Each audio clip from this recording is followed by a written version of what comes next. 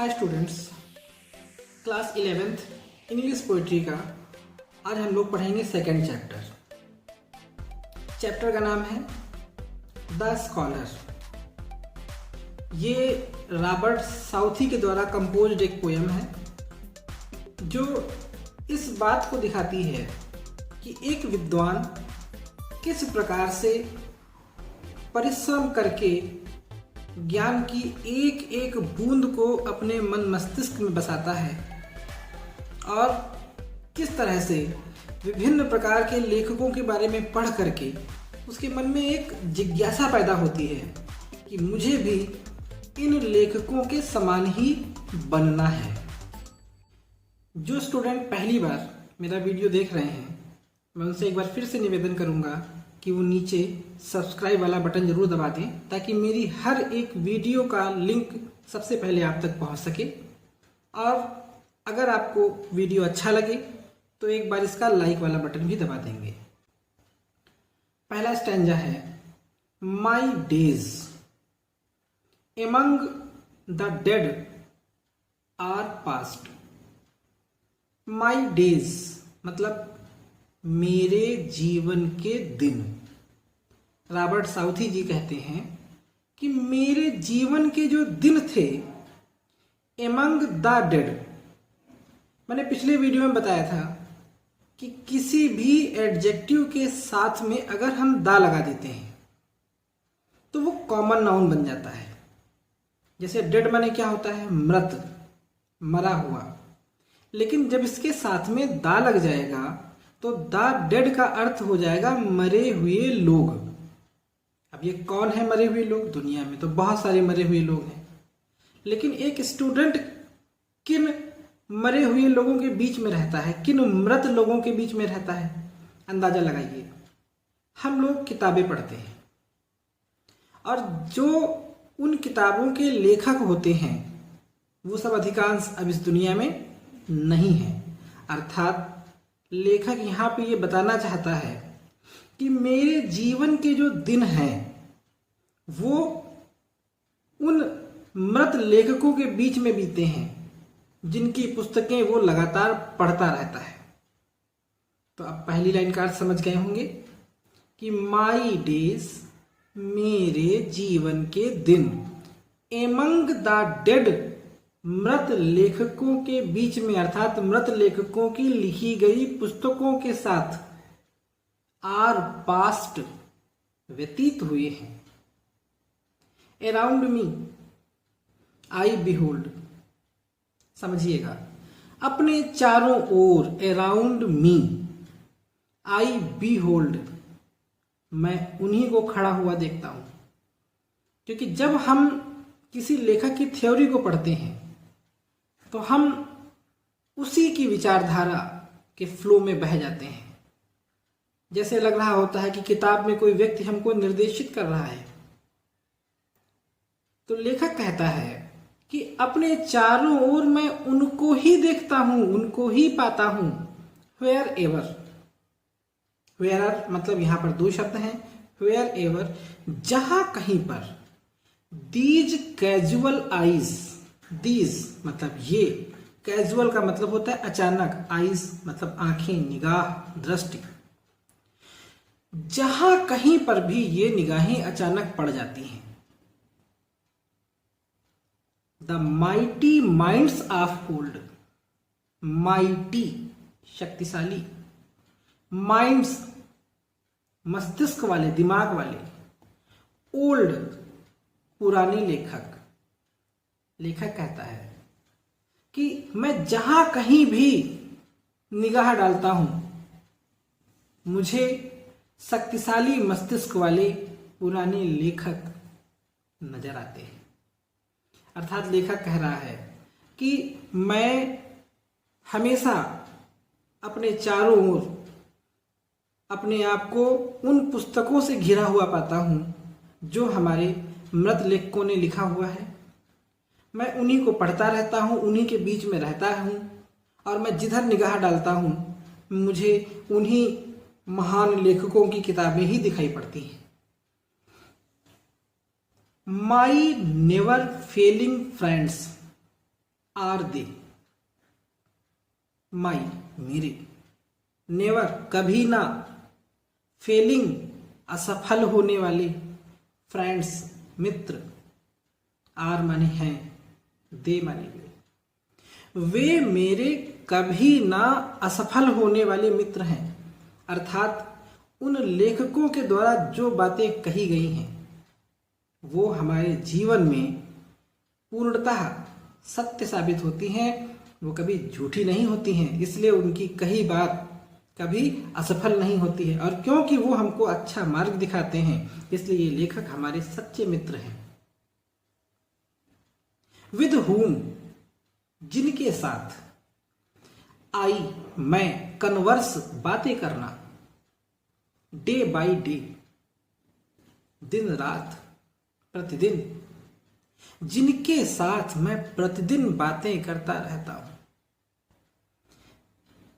कवि कहना चाहता है कि जब मैं पुस्तकों को पढ़ता हूं तो उन लेखकों की बातों को जब मैं दोहराता हूं तो मुझे ऐसा लगता है जैसे मैं सामने उनके खड़ा हूं और उनसे रोज बातें करता रहता हूं।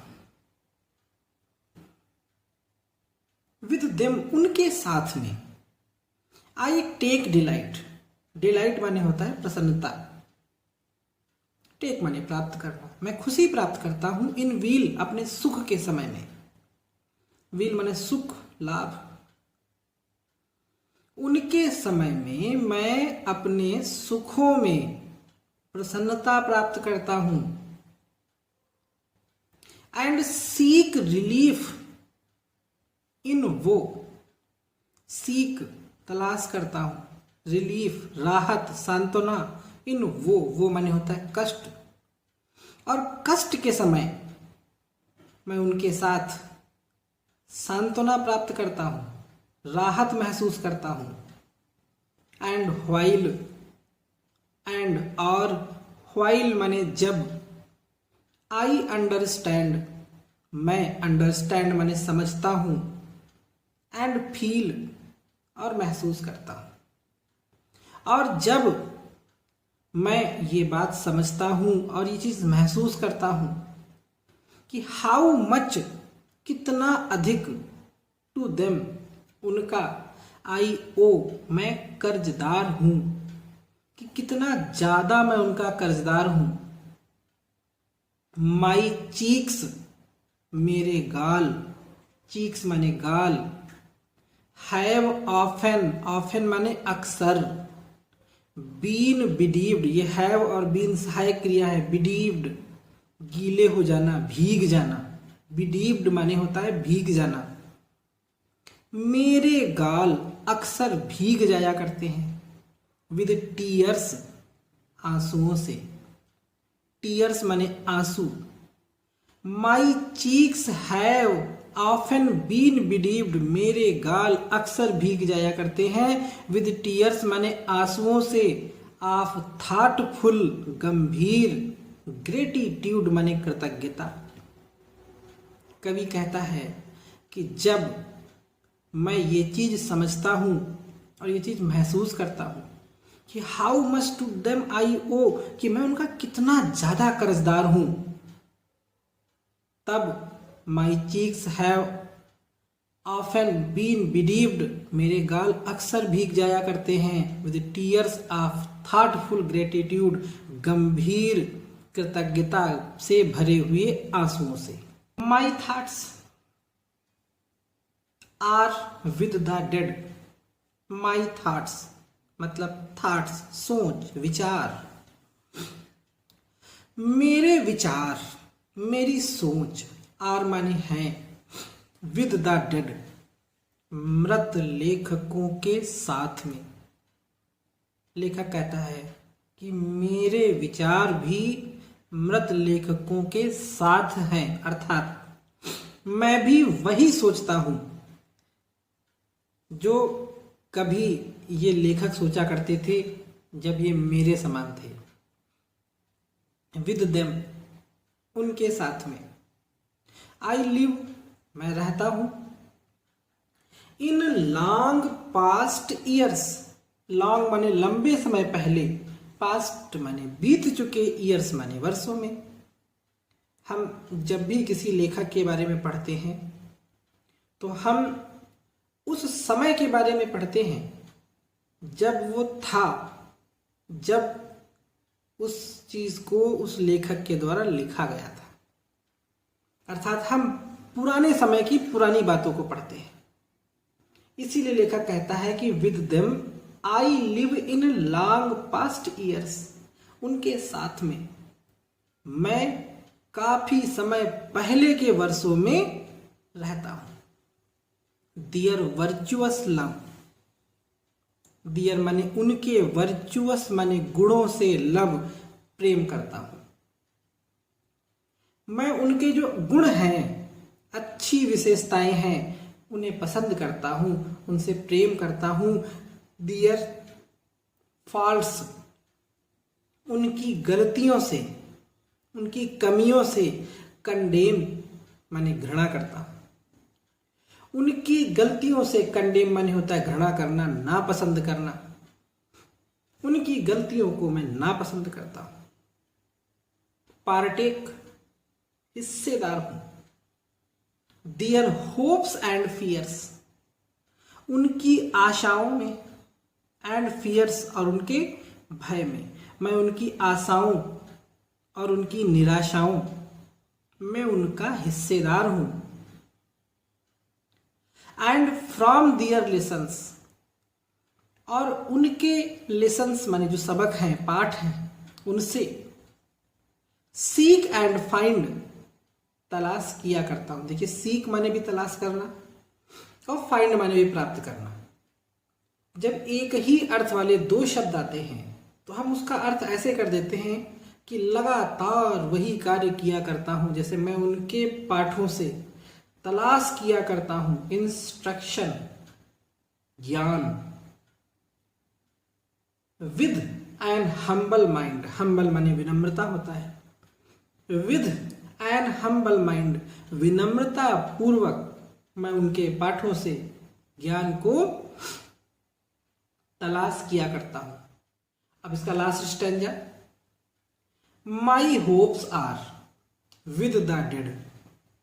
माई होप्स, मेरी आशाएं, आर माने हैं, विद द डेड, मृत लेखकों के साथ में। मेरी आशाएं मृत लेखकों के साथ में हैं। ऐनन, जल्द ही। ऐनन वही अर्थ है जो सून शब्द का अर्थ होता है। ऐनन, जल्दी ही। माई प्लेस, मेरा स्थान। With them will be, with them उनके साथ में, विल बी माने हो जाएगा। जल्द ही मेरा भी स्थान उनके साथ में हो जाएगा। एंड आई, और मैं।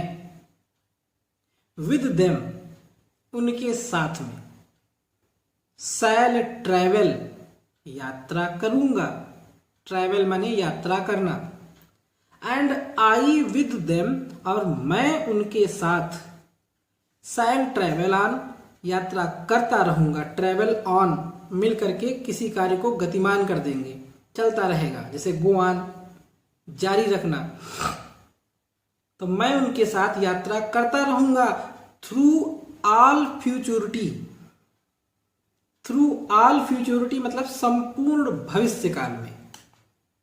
उनके साथ मैं संपूर्ण भविष्य काल में यात्रा करता रहूंगा। येट, फिर भी। Leaving here a name, leaving छोड़ जाऊंगा। हियर माने यहां, ए नेम एक नाम। फिर भी यहां पर एक नाम छोड़ जाऊंगा। आई ट्रस्ट, मुझे विश्वास है। That will not Paris, that माने जो, विल नॉट, विल सहायक क्रिया है, इसका कोई अर्थ नहीं, भविष्य काल का जो है वाक्य बन जाएगा। पेरिस माने मिल जाना। विल नॉट पेरिस, जो नहीं मिलेगा।